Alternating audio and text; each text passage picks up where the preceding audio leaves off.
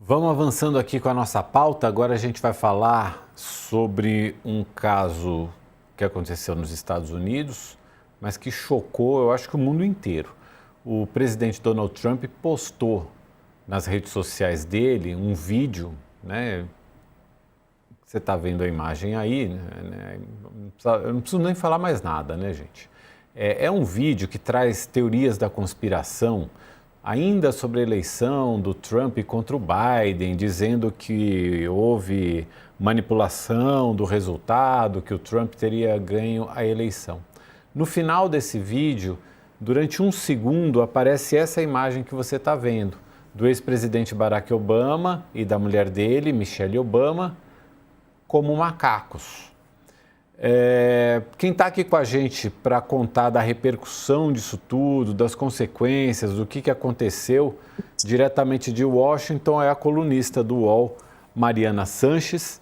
E a gente recebe também a Rafaela Reis, que é advogada, especialista em relações raciais e direitos humanos. Rafaela, obrigado por estar aqui com a gente. Boa tarde para você. Boa tarde. Vou te pedir Boa tarde a todas, todos e todes que estão nos assistindo.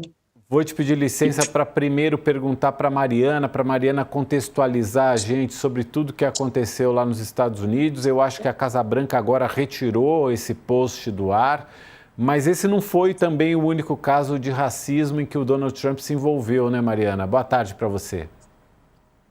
Não foi não, Mauro. Boa tarde para você, para o professor Cláudio Couto, também para a doutora Rafaele e para quem nos assiste. De fato, hoje mais cedo, esse vídeo racista foi postado nas contas, né, nas páginas de rede social do presidente americano Donald Trump, e depois ele foi apagado.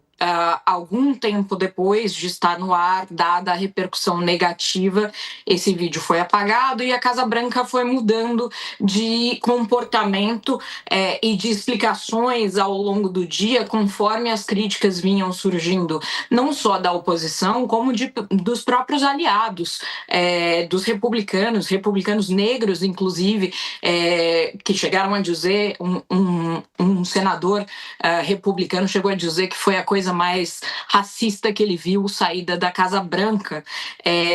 De primeiro, a porta-voz de Donald Trump, Caroline Leavitt, defendeu a postagem como se fosse apenas um meme de internet. E disse Mariana, que... desculpa te interromper, mas assim, quando eu vi a reação da porta-voz da Casa Branca, é inacreditável ela relativizar dizendo que é apenas um meme. Ela publicou o seguinte texto: isso é um vídeo meme da internet que representa o presidente Trump como o rei da selva e os democratas como personagens do Rei Leão. Por favor, parem com a falsa indignação e reportem hoje algo que realmente importe para o público americano. A secretária de imprensa, a porta-voz da Casa Branca, emitiu esse comunicado sobre um episódio de racismo, gente. Desculpa, Mariana, mas eu acho que era importante pontuar isso. Exatamente. E depois disso, a outra versão que surgiu na Casa Branca é que não, na verdade, não foi o presidente Donald Trump quem fez a postagem, foi um funcionário da Casa Branca, e que Donald Trump estaria então profundamente decepcionado com este funcionário que não foi nomeado e aparentemente também não foi punido, se é que ele de fato existe. Não nos foi apresentada a autoria do post, e já surgem também, enfim, comentários do lado dos democratas questionando se não é o próprio presidente quem escreve nas suas redes sociais. Lembrando que o próprio Trump acusou o ex-presidente Joe Biden de não assinar as leis, as ordens executivas que ele emitia durante o seu mandato. Então, agora os democratas acusam Trump de não fazer suas próprias postagens. Agora, independentemente de quem, afinal de contas, postou ou não este vídeo hoje, ele saiu da Casa Branca e definitivamente ele não é um raio em céu azul. Eu fiz um levantamento bastante conservador, inclusive, eu diria, só deste primeiro ano, desse curto período do segundo mandato de Donald Trump, e além deste vídeo de hoje, a gente pode contabilizar ao menos outros 4 episódios em que Donald Trump se envolveu diretamente e que são abertamente racistas. Eu vou rapidamente listá-los, mas um deles, por exemplo, foi na própria coletiva de um ano do mandato, do segundo mandato de Trump, recentemente, em que o presidente mostrou uma série de fotos de pessoas negras, que ele chamou de criminosas, que teriam sido presas pelo ICE, e, enfim, ele a xingou de todos os nomes e disse que eram todas criminosas, abjetas, e todas elas eram negras, e isso nos remete a um comentário que ele fez em 2024, ainda durante a campanha, quando ele disse que os homens negros que vinham mostrando um apoio maior a ele do que historicamente, o faziam porque eles também tinham um histórico criminal, assim como Donald Trump, que foi indiciado pelos seus envolvimentos, enfim, na questão do 6 de janeiro, em outros casos de fraude, enfim, financeira e de assédio.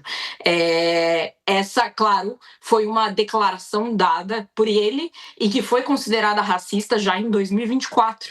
Mas ainda este mês, o Trump diz que existe um sentimento anti-branco evidente neste país, e isso não pode ser permitido. Ele está apelando para o conceito falacioso de racismo reverso, né, que é um mote dos supremacistas brancos aqui nesse país, que de fato costumam apoiá-lo, né, politicamente e eleitoralmente. Inclusive, em 2022, o próprio Trump recebeu na casa dele, em Mar-a-Lago, para jantar, o Nick Fuentes, que é provavelmente a liderança antissemita e racista mais importante dos Estados Unidos hoje. Essa é a proximidade do Trump com isso, e esse argumento serviu, inclusive, como justificativa para o fim de uma série de medidas de inclusão de minorias, tanto no governo americano quanto para a pressão pelo fim de medidas semelhantes em universidades e em empresas. Agora, não foi só isso. Ele, nos últimos meses, chamou a comunidade somali de um povo de QI baixo, disse que eles eram lixo e que a Somália sequer era um país. E militarizou a cidade com a maior concentração de imigrantes somali, que é Minneapolis, onde a gente tem visto uma ação muito violenta do ICE. A gente esteve aqui no programa já, inclusive, para reportar 2 mortes cometidas por agentes federais, mas não foi só isso. Durante a campanha, o Trump chegou a usar uma frase escrita por Adolf Hitler no livro Minha Luta, em que ele dizia que imigrantes envenenavam o sangue do país. Donald Trump repetiu isso no contexto dos Estados Unidos, dizendo que os imigrantes aqui envenenavam o sangue do país, e falsamente acusou imigrantes haitianos de estarem comendo cachorros e gatos de estimação dos americanos. Por fim, ele impôs um banimento a uma série de países de população não branca e muçulmana de entrada e pedido de asilo nos Estados Unidos, mas ao mesmo tempo criou um programa de refúgio exclusivo para sul-africanos brancos. Inclusive, diante do presidente sul-africano no Salão Oval, ele acusou a África do Sul de promover um genocídio de brancos, o que é um argumento falacioso, que não se comprova na realidade. E a África do Sul, a gente lembra, é um país de apartheid, um país de segregação racial recente. Enfim, o histórico de Trump neste mandato, como se vê, é grave, mas ele não destoa da história do próprio Trump. A primeira acusação de racismo que eu encontrei contra Donald Trump foi em 1973, quando ele foi processado pelo Departamento de Justiça dos Estados Unidos, junto do pai e da companhia imobiliária que ambos tocavam naquele momento, em Nova York. A acusação, Mauro, para a gente fechar, era de que Donald Trump não alugava apartamentos em seus prédios para pessoas negras, mas quando famílias brancas chegavam no mesmo dia para perguntar sobre a disponibilidade de unidades, ele oferecia unidades para elas. O Trump acabou aceitando um acordo com o DOJ, sem admitir culpa no caso, mas teve que fazer uma série de ações antidiscriminação, inclusive publicar nos jornais que o seu empreendimento imobiliário daria as boas-vindas a famílias negras como compensação. Esse foi o acordo dele com o DOJ. O Trump já disse que ele é a pessoa menos racista que existe e ele nega que haja racismo nos seus posicionamentos. Isso tudo num país em que os negros só tiveram os mesmos direitos civis dos brancos em meados da década de 60, um país de segregação racial em que a tensão racial até hoje é super forte, em que as comunidades branca e negra não convivem nos mesmos ambientes, Mauro. A gente lembra, por exemplo, do assassinato do George Floyd, que foi algo absolutamente emblemático, uma coisa pavorosa.